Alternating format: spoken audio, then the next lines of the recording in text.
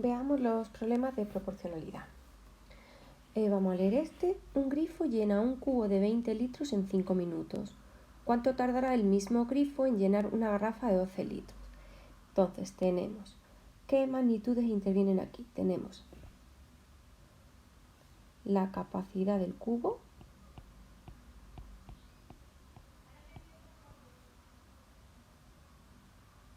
o de la garrafa, en litros, y el tiempo que tarda en minutos, el tiempo que tarda el grifo. Entonces lo primero que tenemos que preguntarnos es ¿estas dos magnitudes son directamente o inversamente proporcionales? Si la capacidad del recipiente es mayor, el mismo grifo tardará más tiempo. Más capacidad, más tiempo. Entonces ponemos que es una proporción directa. Entonces ponemos los datos.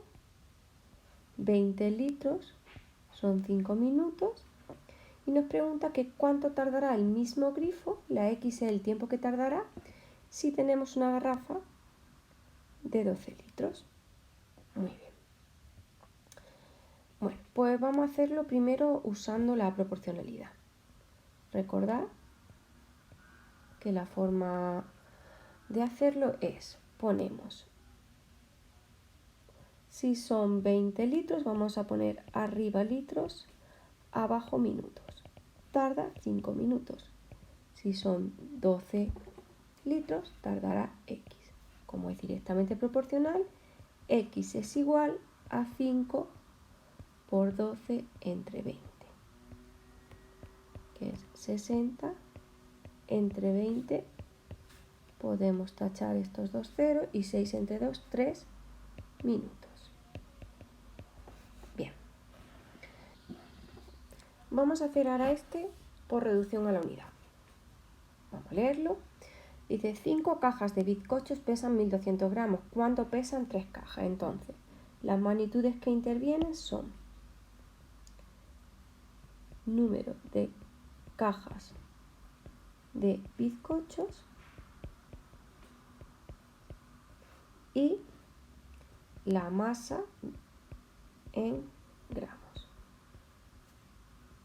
Entonces, 5 cajas dice que son 1200 gramos. Y nos pregunta cuántos serán 3 cajas. Vale, pues primero vamos a ver si es directa o inversa. Si tenemos más cajas, aumentamos las cajas, aumenta la masa, pesan más. Pues sí, si una aumenta, la otra también aumenta. Por lo tanto, ponemos la D de directa. Esta la podríamos hacer fácilmente como hemos hecho el anterior, usando las proporciones, como hemos hecho este. Pero vamos a hacerlo tal como pone aquí, por reducción a la unidad. Bien.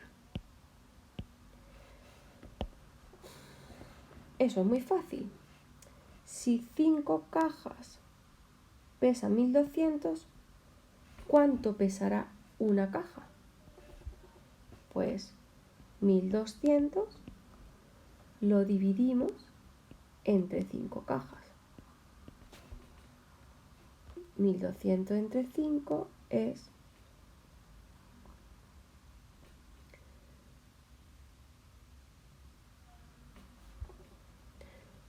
1200 entre 5 son 240 gramos.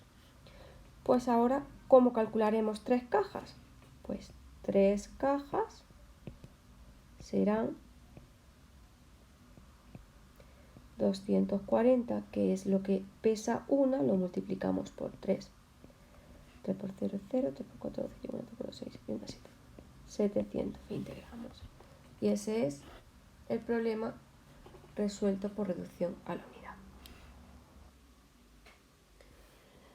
Bueno, vamos a ver este. 2 jardineros siegan un parque en 3 horas. ¿Cuánto tardaría uno solo? ¿Y 3 jardineros?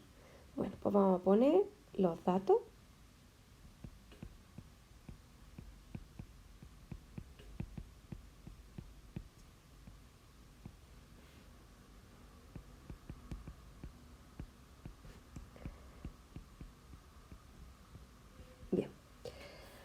Pues 2 jardineros tardan 3 horas. ¿Cuánto tardará uno? ¿Y cuánto tardarán 3? Bien. Si tenemos más jardineros, tardarán, aumentamos los jardineros, ¿qué pasará con el tiempo?